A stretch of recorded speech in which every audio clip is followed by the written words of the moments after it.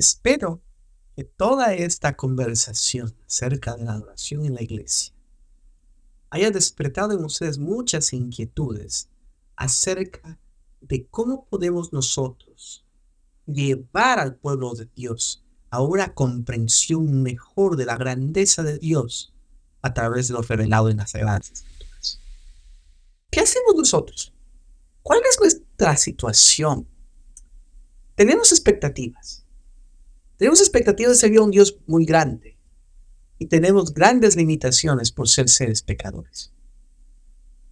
Nosotros tenemos, debido al pecado, limitaciones tanto de conocimiento y sabiduría como limitaciones en nuestras habilidades, nuestra capacidad de hacer las cosas.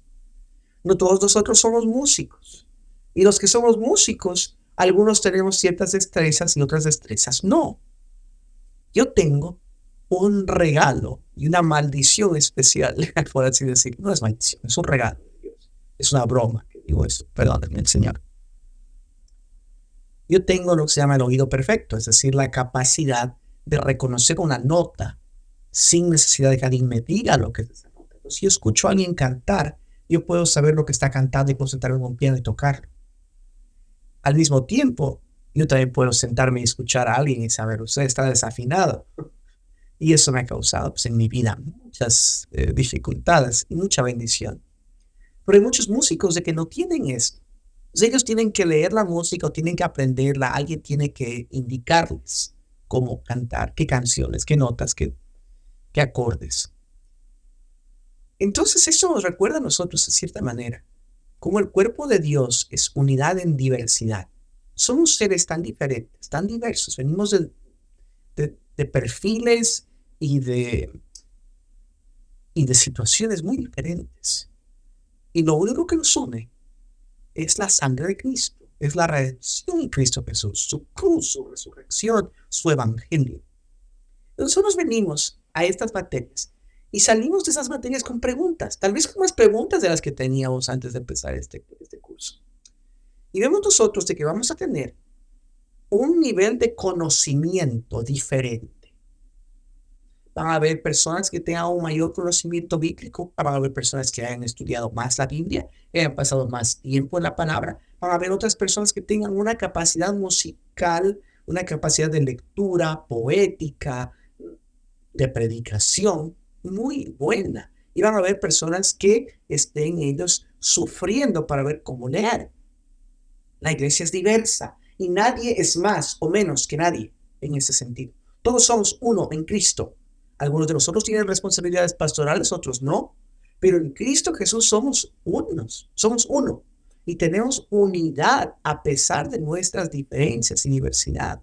Entonces, nosotros llegamos a una situación como la que refleja esta gráfica, en la que tenemos un conocimiento, tenemos limitante de conocimiento y limitada habilidad. Y tenemos expectativas altísimas que este profesor acaba de dar, o que usted mismo tenga. ¿Cómo llegamos a ese crecimiento? Pues tenemos un punto de partida que está muy distinto de nuestra meta, de nuestro punto de llegada, que tal vez nunca lo encontremos en esta vida. Lo que sí sabemos de que estamos siendo santificados y que paso a paso, día por día, vamos a ir creciendo hacia esa meta.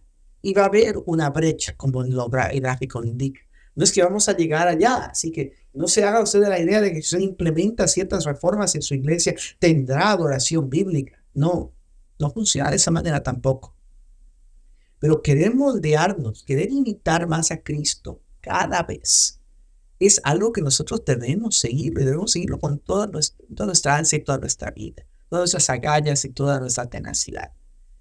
Leamos más la Biblia en nuestra vida individual y en nuestra vida colectiva como congregación. Cantemos la Biblia, oremos la Biblia, prediquemos la Biblia, veamos la Biblia, por supuesto. Pero vivimos en ciertas tensiones. Y Bob Kauflin muestra esas tensiones teológicas. Y quiero pues dilucidar un poco estas tensiones porque tenemos que vivirlas nosotros siempre. Nosotros somos como aquellos que están en la cuerda floja, ¿no? Y que están ellos caminando en la cuerda floja y que si se caen, predican un evangelio falso. Y se van por otro lado, predican otro evangelio falso. Nosotros no podemos hacer eso. cristocéntricos. Pero tanto se utiliza la palabra cristocéntrico que a veces ni se sabe lo que quiere decir ya. La adoración es trascendente e inmanente. ¿Qué quiere decir esto? ¿Quién es Dios? Dios es Dios, el creador, santo, único, incomparable, inigualable. Dios es Jesucristo. Se volvió un niño, un bebé, como mi hija, como yo. Conoce lo que es la tentación, conoce lo que es el sufrimiento, conoce lo que es el dolor, conoce lo que es el padecimiento. Pero no pecó. O sea, Dios es otro y Dios es como nosotros. Él es trascendente y Él es inmanente. Y al nosotros buscar adorar al Dios vivo, tenemos que reflejar de cierta manera esta adoración. Adoración trascendente, adoración que es tan diferente a todo lo que el mundo tenga. Que como lo veíamos en 1 Corintios 14, esa adoración que hace que el incrédulo diga, verdaderamente Dios está entre ustedes.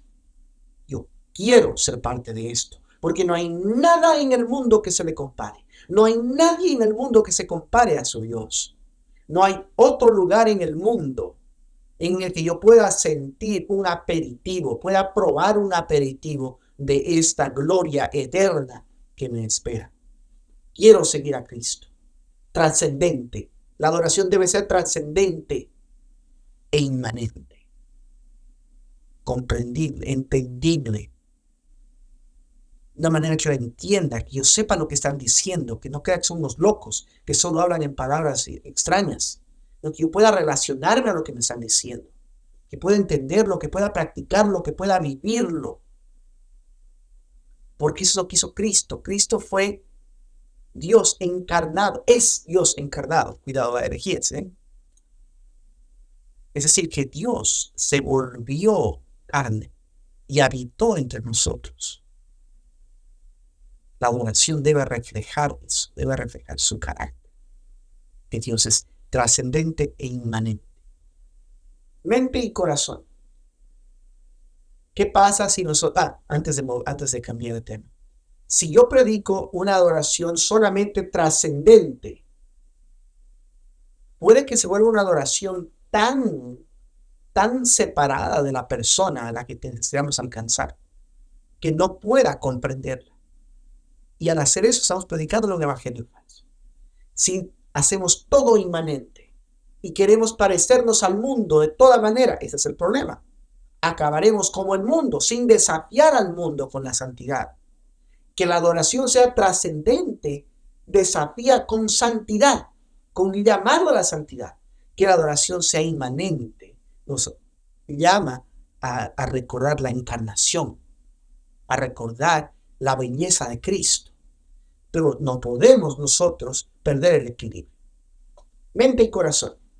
Mente y corazón, porque si predicamos solamente a la mente, podemos acabar con una serie de discursos teológicos de gran valor que no hacen nada para llegar al corazón. Hace algunos años yo tuve la oportunidad de predicar el primer sermón después de la caída moral de un pastor. Este pastor había fallado de manera moral a su congregación, a Dios.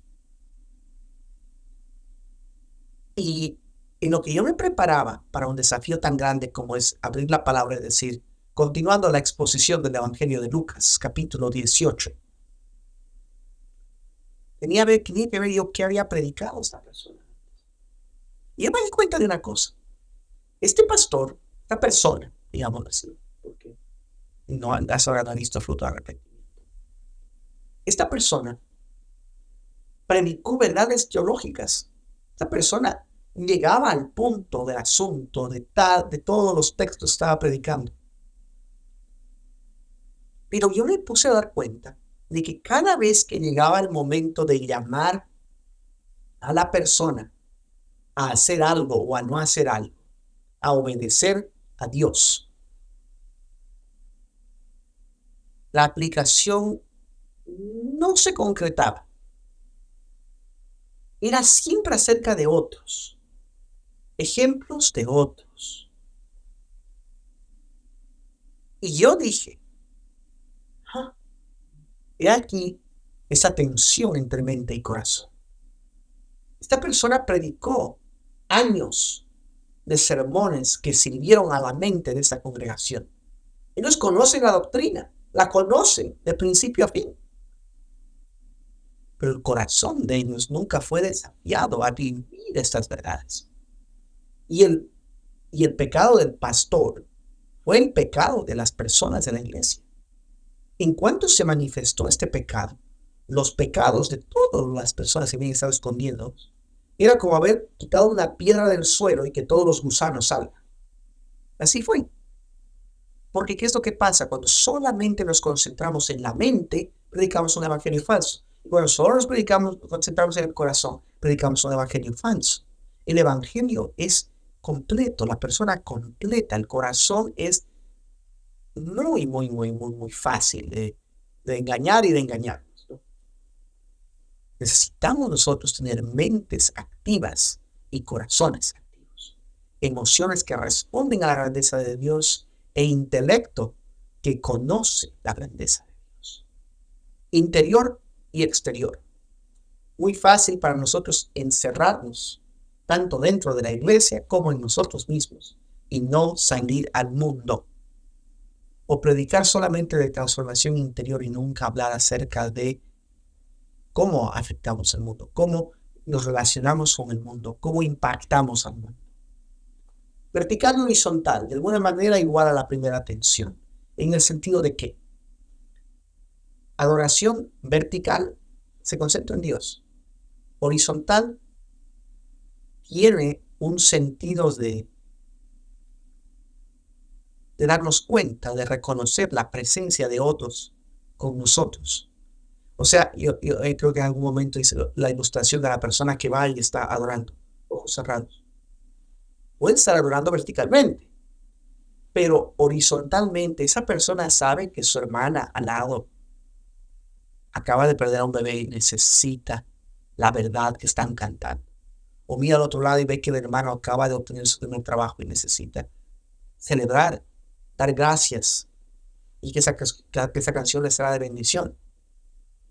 Si perdemos este equilibrio, podemos terminar predicando un evangelio falso. Porque si nos concentramos solamente en Dios, podemos acabar con adoración individualizada. Lo cual es muy extraño, les parecerá a ustedes, de que si supuestamente estamos concentrándonos tanto en Dios, ¿por qué voy a acabar concentrándome solo en mí? Porque se vuelven mis necesidades, mis problemas, mis emociones, mis pensamientos, mis ideas, mis quejas, mis sufrimientos, mis pesares, mis dolores, mi regocijo, y no los de la congregación. Y si nos concentramos solamente en la congregación, podemos acabar en evangelio social, en justicia social, en servir al prójimo, en hacer eventos sociales que nunca predican el evangelio. Planificado y espontáneo. No desordenado. Eso es lo que yo quiero decir. No desordenado. Porque la palabra de Dios nos habla que Dios es un Dios de orden y no de confusión, como lo vimos en 1 Corintios 14. Necesitamos nosotros tener una estructura de servicio, aunque no sea muy formal, aunque el contexto que usted tenga le lleve a hacer un servicio de adoración un poco más informal. Tiene que tener un nivel de planificación. Usted tiene que saber qué canciones va a tocar y por qué. ¿Por qué las enseña? ¿Cuál es la meta a largo plazo? ¿Qué le quiere enseñar a la congregación a través de esas canciones, a través de esos textos? ¿Qué estamos enseñando acerca de la teología de la iglesia a la iglesia? ¿Cuál es nuestra responsabilidad en ello? Debe ser planificado, pero al mismo tiempo espontáneo, porque hay cambios en la historia de la vida de la iglesia. Hay situaciones que se van a dar. Hay momentos de dolor, hay momentos de gozo que van a venir de manera inesperada. Usted va a planificar un precioso servicio de regocijo al Señor. Va a predicar, qué sé yo, uno de los salmos triunfales. Salmo 24. ¿Quién es el Rey de Gloria? Y llega usted a la iglesia y ha habido un tiroteo afuera. Y ahora usted tiene que ayudar a su congregación a procesar eso sin perder de vista el texto que iba a enseñar. ¿Tiene su planificación suficiente espacio para ese nivel de espontaneidad? Tenemos, como les decía yo, la idea de Churchill era de que Churchill estaba preparado para ser libre. Se preparaba él, pastor, estudie la Biblia de varias maneras, no solamente el texto que va a predicar el domingo, por favor. Estudie toda la Biblia, partes de la Biblia, libros, capítulos, versículos. Léala por diversión, léala para consuelo, léala para amonestación. Lea historia de la Biblia, lea la poesía de la Biblia, lea los evangelios. Concéntrese en partes, lea de manera rápida. Obtenga un vistazo general, obtenga una visión muy profunda. Prepárese, porque nosotros debemos estar listos para ministrar al pueblo de Dios en las circunstancias que Dios ordena para nosotros. Como decía la palabra, estar preparados para predicar en temporada y cuando no es temporada. Arraigado y relevante. Arraigado y relevante. Hablamos un poquito de eso cuando hablábamos acerca de varias generaciones dentro de la iglesia. Arraigado. Quiero una adoración que esté arraigada profundamente a toda la historia de la iglesia. Para eso tenemos credos. Podemos leer un credo, profesar un credo. Pero más importantemente tenemos la palabra de Dios.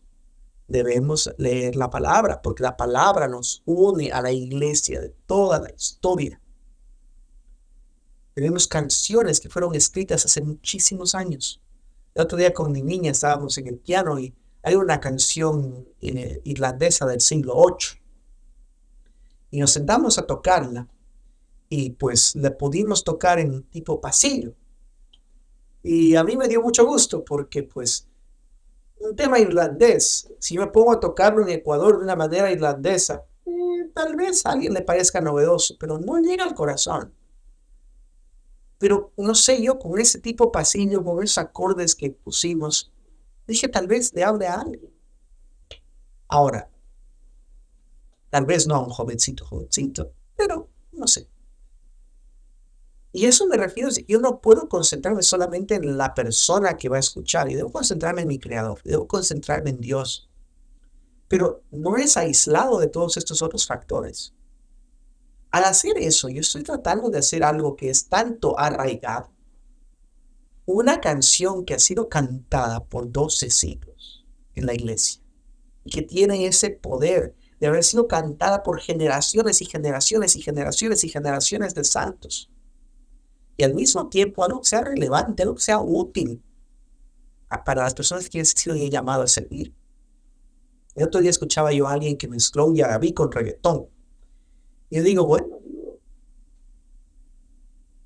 ¿puede Dios usar eso para su gloria? Absolutamente. ¿Es siempre sabio hacer eso? No necesariamente. ¿Lo utilizaría yo en un aspecto congregacional? Muy probablemente que no. Porque también no olvidemos nosotros de que la música tiene ciertos elementos que son profundamente anclados a nuestras emociones. Y al ser anclados a las emociones, traen recuerdos. Y si alguien estuvo pero muy profundamente en el mundo, esa música puede que la ministre. Y de hecho, yo veo a muchos ejemplos de cantantes que han hecho una labor maravillosa de predicar el evangelio en esos ritmos. Pero en una oración corporativa pueden traer recuerdos de una vida pasada, de una vida pecaminosa. Es posible. Yo no quiero ser piedra de tropiezo también, pero quiero ser relevante. Entonces, estas son discusiones que se deben tener y por eso usted no debe salir solo. Una pluralidad de ancianos es algo fundamental. Un elemento congregacional de la iglesia es fundamental, porque necesitamos escucharnos. Los líderes tienen que ayudar a dirigir a la iglesia, ayudar a llevarla en el camino de Dios. Pero la iglesia también tiene que decir, cuidado, pastor, yo no sé lo que está haciendo. Permítame hablar. Entonces, tener arraigados, tener un ancla en Cristo primero, pero también recordarle que esa ancla es una cuerda grandota que nos está llevando a la iglesia primitiva. Tenemos nosotros siglos y siglos de material que ha sido preparado para adorar a Dios, del cual podemos nosotros valernos hoy para adorar a Dios de una manera santa. Pero al mismo tiempo tenemos el desafío grave de lo que diría John Stott, que es escuchar con los dos oídos. Con el un oído escuchar a la palabra de Dios y con el otro oído escuchar al mundo para saber qué es lo que está preguntándome el mundo. No para volverme como el mundo, cuidado, pero para saber lo que está preguntando el mundo, para yo poder entender cómo llevarles a ellos el mensaje de salvación. Entonces, cuidado, porque estos temas se pueden volver tan candentes, nos podemos poner tan emotivos acerca de esto y decir, jamás yo haré eso en mi iglesia. Dios no lo manda, eso es del diablo. Y tengo que decir, cuidado. Hay cosas que claramente se deben de rechazar. Pero hay cosas en que nosotros tenemos que dar un cierto nivel de espacio para que se puedan dilucidar en el aspecto congregacional de la iglesia. ¿Cómo podemos ser nosotros tanto arraigados a la historia de la iglesia para resguardar nuestra doctrina y nuestra fe, para dar gloria a Dios, para no estar reinventándonos la rueda cada vez? Pero al mismo tiempo, ¿cuáles son los desafíos de mi generación? ¿Cuáles son los desafíos de mi barrio, de mi ciudad, de mi congregación, que yo necesito enfrentar de una manera creativa, de una manera nueva, de una manera relevante, para que esas personas puedan ser alcanzados por el Evangelio, que puedan ser despertados de ese sueño profundo que tienen, que se haga la luz en sus corazones? Una adoración hábil y auténtica. ¿A qué me refiero con eso? La tensión eterna entre ser hábiles y tener música perfecta y ser auténticos.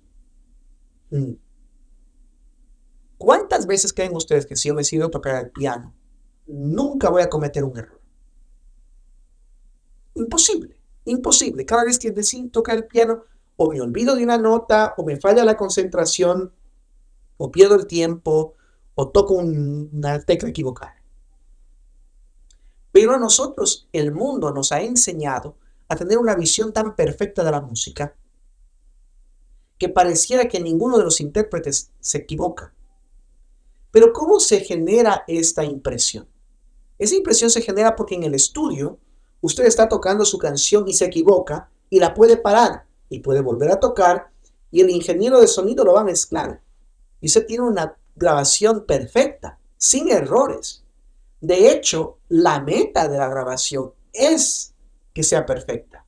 Nosotros le borramos, le quitamos, le editamos, le sacamos, le ponemos, volvemos a grabar todo lo que sea necesario para que nunca haya un error. Pero la iglesia de Jesucristo no es así.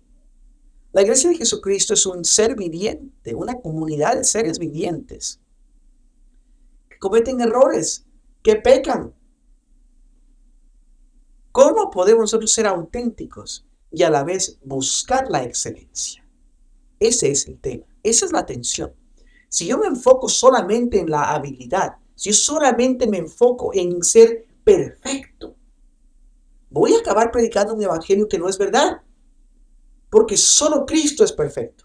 Y en Cristo yo soy contado como que fuera perfecto, justificado. Pero no es porque yo lo sea. No es porque mis buenas obras son tan buenas. Mire, es un camino muy rápido a predicar un evangelio de salvación por obras. Debe usted tener muchísimo cuidado.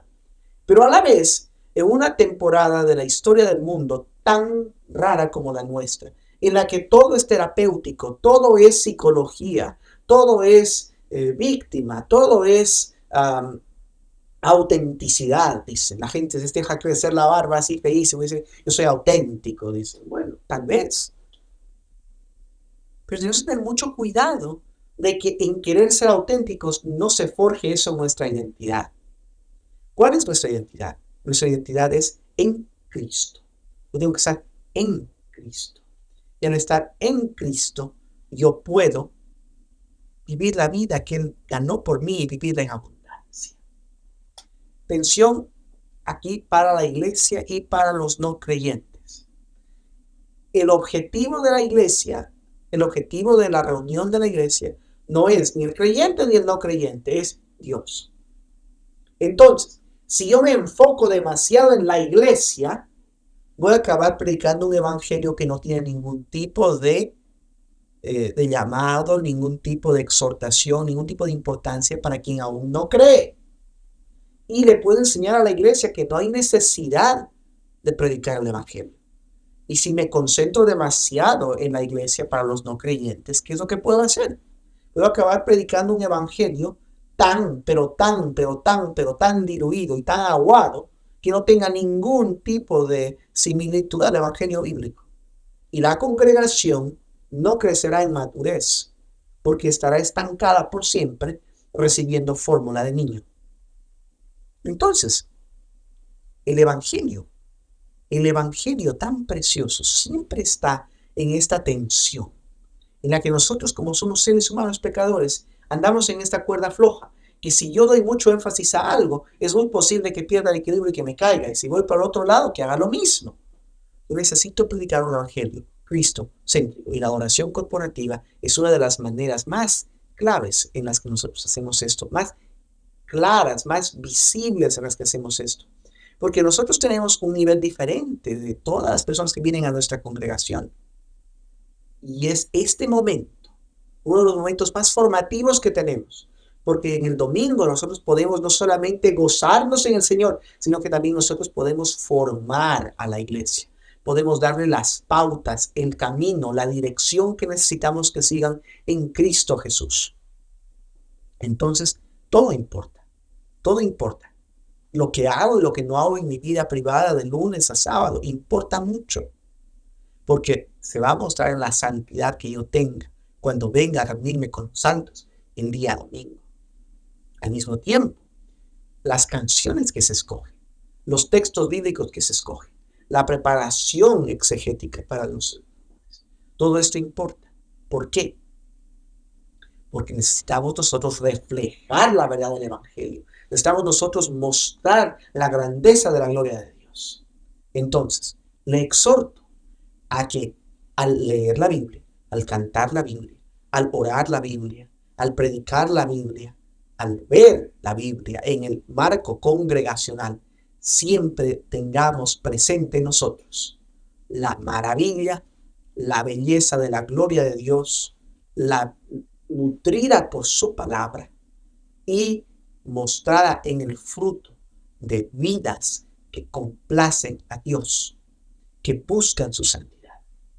Y por tanto, presentar nosotros al mundo un testimonio fidedigno del poder de Dios para salvación, de que su paciencia es para que nosotros lleguemos a tener un conocimiento de la verdad y seamos salvos. Oremos. Gracias, Padre, por esta oportunidad de escudriñar tu palabra, de sacarle el jugo, Señor, para comprender más de tu grandeza, más de tu naturaleza, más de tu poder. Señor, yo te pido por los estudiantes, Señor, que tú les des toda la sabiduría para aplicar esos conocimientos, para enseñar a la congregación con toda paciencia, mansedumbre y gentileza. Y al mismo tiempo, con la autoridad que viene de tu palabra, de tu Cristo, Señor, para que todo el mundo sepa las buenas nuevas del Evangelio, que Cristo vino al mundo para redimir a pecadores como nosotros, primeritos, a la cabeza, enfrente, mostrando tu gran paciencia como ejemplo para aquellos que han de creer en ti para vida eterna. Muchas gracias, Señor, por tu bondad. Muchas gracias a los estudiantes por su atención a estos temas tan importantes.